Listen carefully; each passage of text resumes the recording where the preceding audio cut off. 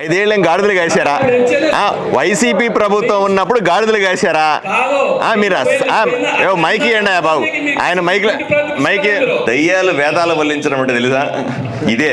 ఎందుకంటే 5 ఏళ్ళు వైఎస్ఆర్సీపీ అధికారంలో ఉండి జలయజ్ఞం పేరుతో, జలయజ్ఞం అంటే రాష్ట్రం అంతా కూడా నీళ్లు బారిచ్చేస్తాం, రాయలసీమలో ప్రతి ఎకరాకు నీళ్లు ఇస్తామని ప్రగల్భాలు పలికి తట్టెడు మట్టేయకుండా కూర్చొని పూర్తిగా సర్వనాశనం చేసిన తర్వాత, రాయలసీమ చేసిన తర్వాత మళ్ళీ ఇప్పుడు తగులుదమ్మా లేచి ఇప్పుడు నీతులు శుద్ధులు మాకు చెప్తారా, ఎమ్మెల్యేలంతా కలిసి రావాలని. మీరేం పీకినారా అని అడుగుతామన్నా గత 5 సంవత్సరాలుగా.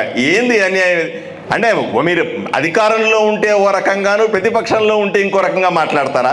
ఇలా మాట్లాడడం సరైనది కదా. ఇట్లా మాట్లాడే చివరికి 11 సీట్లు వచ్చినాయి మీకు. ఇంకా మాట్లాడడం మొదలు పెడితే 1 సీటు మిగులుతుంది.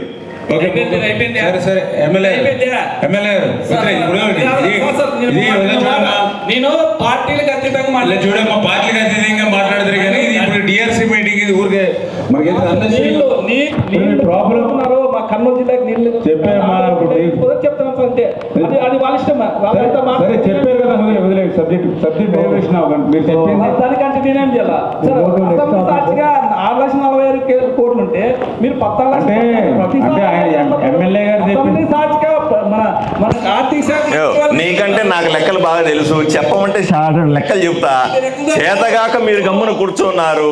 ఈ రోజు నాశనం చేసిన రాయలసీమను బాగు చేస్తామని మేము ప్రయత్నం చేస్తా ఉంటే మీరు వచ్చి అడ్డం తగిలేది, పెద్ద పెద్ద మాటలు మాట్లాడేది.